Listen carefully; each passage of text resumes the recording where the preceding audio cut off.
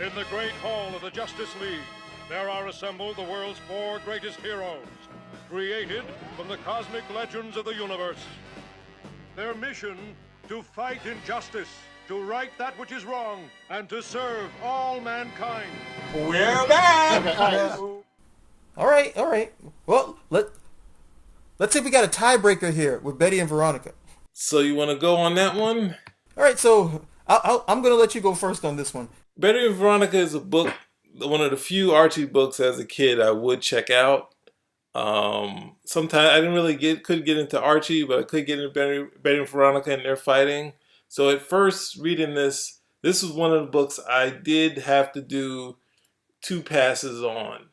At first, it was a struggle to get through, and then the second reading, I was fine with it. It saw more towards maybe what I guess elongated version of what like Simon and Kirby style of storytelling, of a basic, like a heavy plot, like a heavy sort of characterization stuff in a little bit of time. So it had sort of a going back to those sort of not necessarily romance, but having that sort of feel of having a lot of story element in a very simple setup. So as far as I'm welcoming back Adam Hughes back to storytelling and writing.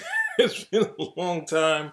And then by the second viewing, so I would say you might have some struggle going through this on the first read.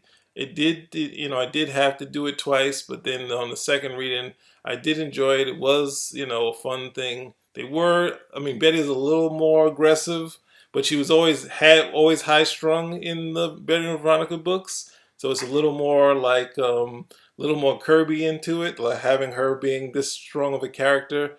And Veronica is still the same old Veronica. So, always about the business. So that was sort of just a simple setup. In the end, I did enjoy it. I did feel it was tough getting into at first, but otherwise, second reading, I did like it. I started reading it, and when I saw then I had to start flipping through it. When I saw the amount of dialogue, I was like, okay, this is like reading an 80s comic. I'm going to have to really steady myself. I'm not going to get through this as quickly as I would another one. And I don't know, there's one scene where you see Betty and she's lifting, and the bag says like 30 kg, which is like over 60 pounds, and she's just got it in one hand and she's lifting it. So I was trying to remember if that was ever a part of Betty's character where she was kind of like preternaturally strong or something. I knew Betty was supposed to be the more down-to-earth girl, and Veronica was supposed to be, the rich, snooty girl. Okay. And the other premise was that they were both in love with Archie.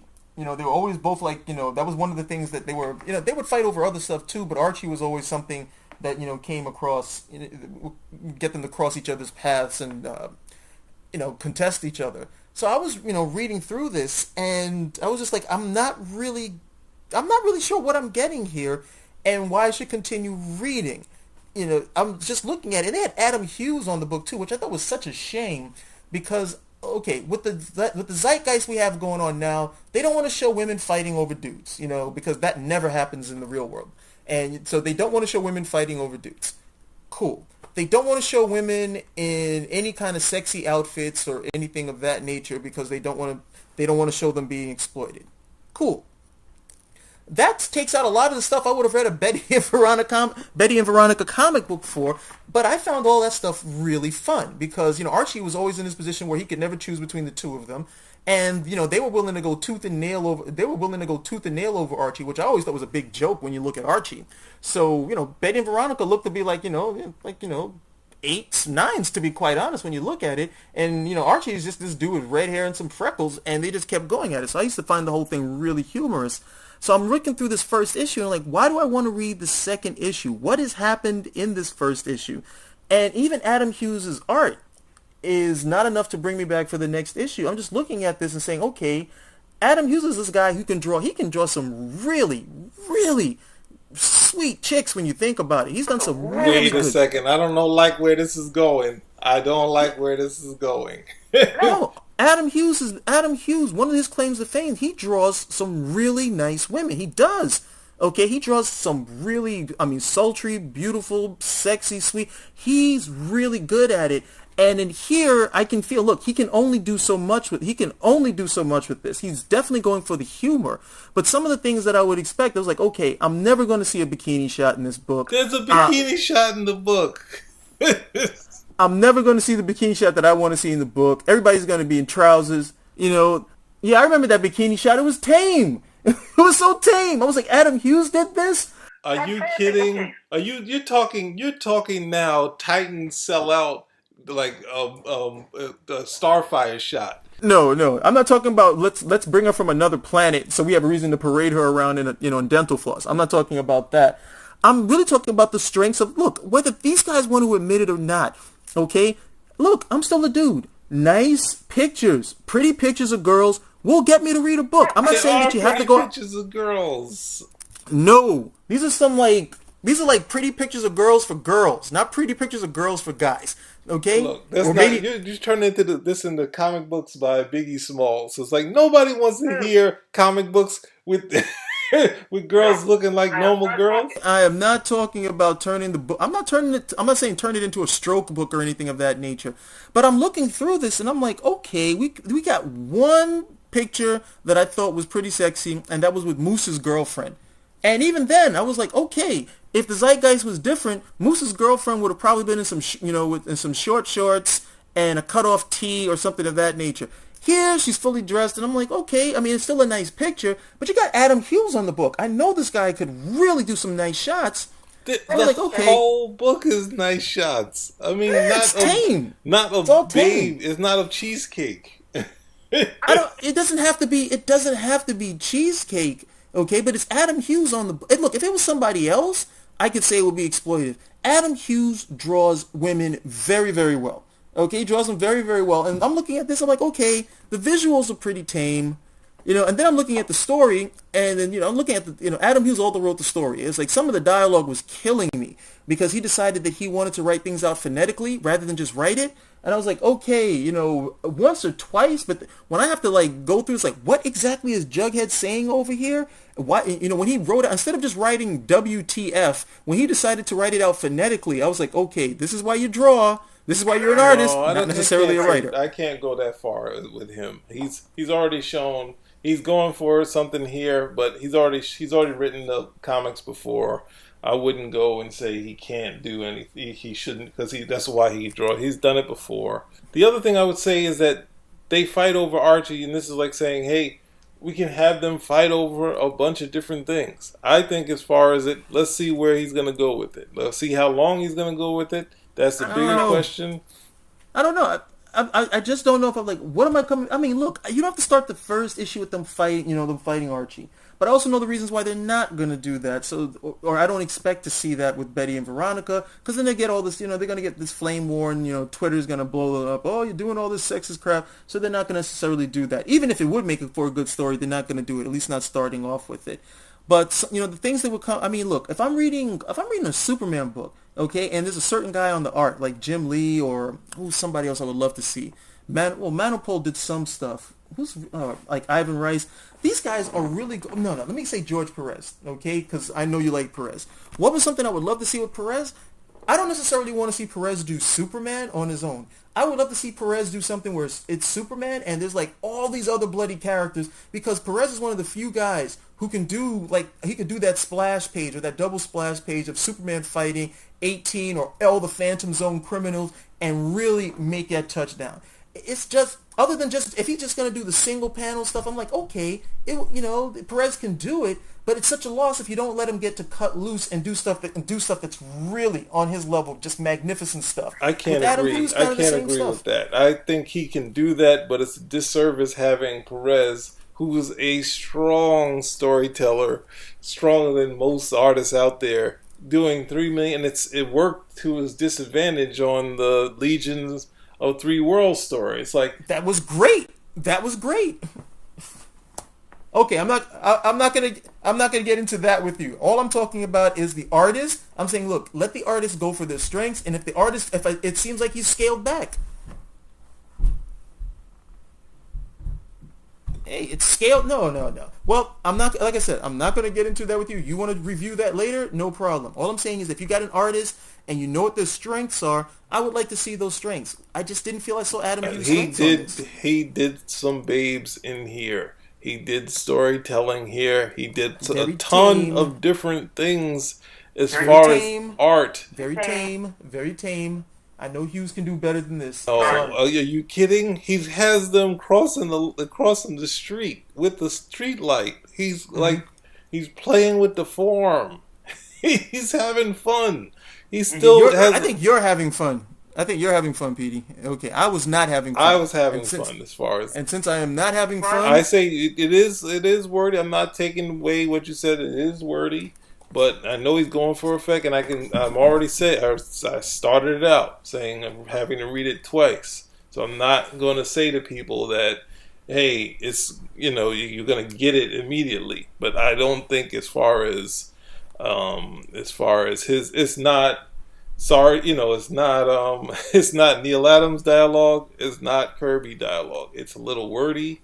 And it could be less, but otherwise, there's a lot of cool setups here, a lot of great art, a lot of in a mundane situation, and it's a different Archie. It's not the setup, but then there's also, did you read the throwback story in the back of it? Did you read that? No, to be honest, it was a workout. It was a workout just for me to get through Betty and Veronica. That's what I'm saying. That's what I'm saying. I'm a Betty and Veronica fan, and I never understood why they were still chasing Archie all around. And it's just fun seeing an old story in there too, a short one, but definitely they were always the fun characters. So this one I'm on the fence on. I really would like to come back because I would like to enjoy reading Betty and Veronica again. I haven't read Archie comics in a long time, and I'll give the caveat that yes, but. Okay, they might be doing something here, and maybe I should give it 2 or 3 issues for me to get up to speed. But I would hate to see that dynamic that I enjoy gone. Because of some zeitgeist or some neo-political reason, whatever it may be, because it made for some really fun stories. At the end of the day, one of my favorites. I think one of my favorites is what happened. I think Betty and Veronica at the beach, and they're both like I think like Betty comes out in a one piece. And she's like, wait till Archie sees me in this. And then Veronica comes out, and she comes out in a bikini. And he's like, hey, wait till Archie sees me in this. And then there was some other girl, and she was just like, she comes out in this itsy bitsy like teeny one where it's just like spots covering everything, and both of them just look at each other, and they're just like, okay, well we know where Archie's going to be looking this time. And I cracked up at all, and I would crack up at that sort of stuff because again, it's very little about Archie and more about the competition that the comical interplay and the competition that they have. Even if Archie is even if Archie's name is going to be mentioned to it. I just used to love that sort of stuff, and it was never played, especially in an Archie comic, it was never played salaciously. It was never played like some sort of stroke book. It was always for gags and always for fun.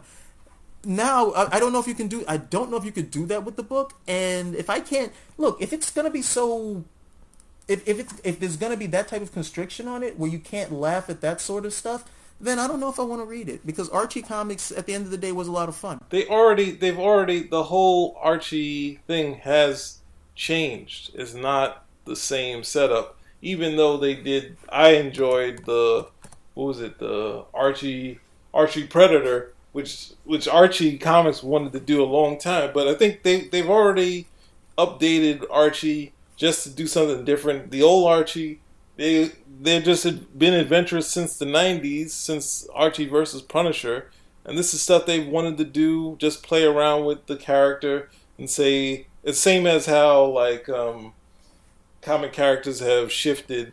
I don't think they're throwing out the old ones because that's in 3 million digests all around the world. They're just like with the new Archie comics that are out. This is more in line with that. But I know if it's not your cup of tea, I can understand that. But they've already set up doing some new stuff. They still publish tons of Archie stuff, and they've played around and done Archie. The zombie Archie stuff, the Archie versus Predator, which cracked me up to no end, and they started it with the Archie Punisher way back when they wanted to do Archie Predator, way back in the 90s, and Dark Horse pushed back and said, no, we don't want to do that. So, I mean, they've just been trying different things. I can understand if it's not your cup of tea.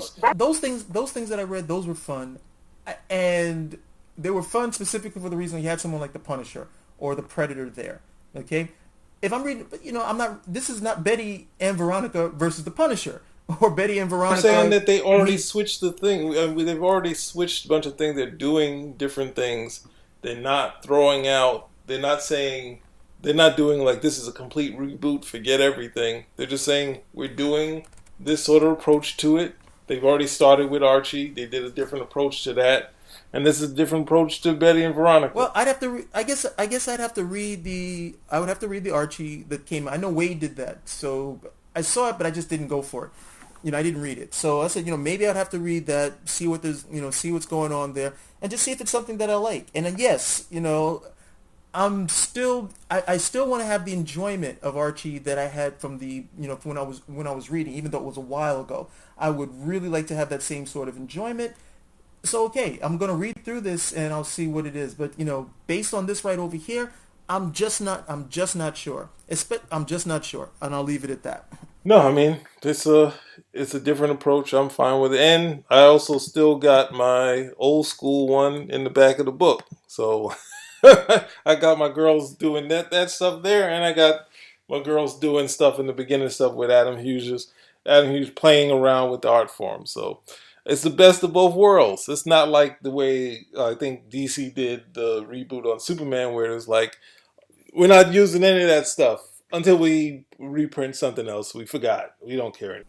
Well, yeah. Well, if they're not doing that, then they're much smarter than DC. Those guys are just jackasses. They were just. No, I mean it's one. I mean, they have changed Superman's outfit before, never long term, but they made little changes here and there. They put him in a new suit for a couple issues or whatever storyline, no problem.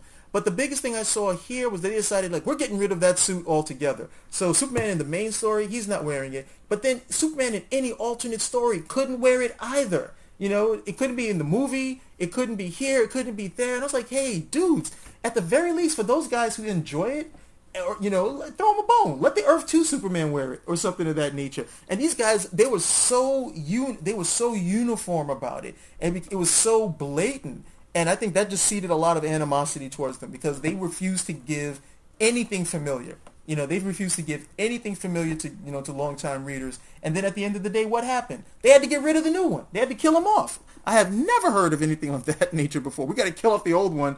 We got to kill off the new one and bring back this other one. That's worse than the Clone Saga with Ben Reilly. Oh well. Well, one of the things that Archie has that was probably tough for them that was not only when Spider-Man came out, it stole a lot from Superman, but Spider-Man also stole a lot from Betty and Veronica, having Betty Brant and having Liz Allen at points where they were characters that weren't there's no less reason for them to be together, and then they had these odd moments together where they were fighting and bantering and chasing after Peter, and then you even have a Flash. So it's like the Archie people, like, they basically, when Ditko was doing it, it's like they take in our stuff. So it's like these characters, I think, you can play with them. You can find some different things to do. I can understand if people are like, well, I like where they were. So it worked for me. I talked it over with you. I think I'm willing to give it 3 issues. Just to be fair. Because I do love Betty and Veronica. I just don't want to see it constrained. Because these guys feel that they have to keep to some sort of norm, and they don't. Tell some good stories. Don't worry about people coming over here. Oh, we don't want to see a woman trying to get a guy or anything. Just tell some good stories. And if the stories are good, regardless of what the setup is, people will actually enjoy it. And Hughes, come on, man, give me a full page. I want to see some stuff. Come on, Hughes, I know you can do it. Oh, come on. I'm saying, for my money, he's from the freaking bikini shot that's already in there. No, I'm sorry. It's just a matter of the lifestyles we live. You just live a much tamer life than I do, Pete. That's all that is. Yeah, well, here we go. This what it's gonna be. I didn't sign up for this type of reviewing. Okay, so hey, it's just like, you like everything covered except the hands and the face, and me, I'm like, hey, bring it on. No, I didn't ask for 3/4 of cloth, never showing yourself off, boo. I didn't ask for that. I'm just saying he's doing good comics. Well, I'm gonna give it a couple more. I'm gonna give it a couple more issues, and I'm hoping that after I'm hoping with time, I get to see some stuff, and I like it. You know, I think the biggest thing that I could probably just say is I just wanted a little bit more familiarity, or at least a little bit more certainty that there would be some familiarity. It wasn't that I can't say that it wasn't Betty and Veronica in the story. Okay, it's just the story that's going on. I'm kind of like, what exactly? Why do I want to continue reading about this? Because he started off seeing them fighting. I was like, okay. And I guess because we didn't really get to the crux of that reason or the actual fight in the issue, that's where the concern came on for me. But I'll give it a couple more issues to see if he has a good handle on it. But if by issue 3 it's not there, I'm gonna torch this, fully torch. I'm not gonna just do this little thing right. I'm not gonna just do this little. It's gonna be full flamethrower, not just this little candle light, blowing on the candle I did here. The thing that you're going to be just pulling out the flamethrower is like, I don't see any skin. That'll be part of it. I knew it. That'll be part of it. All right. So, what is your score?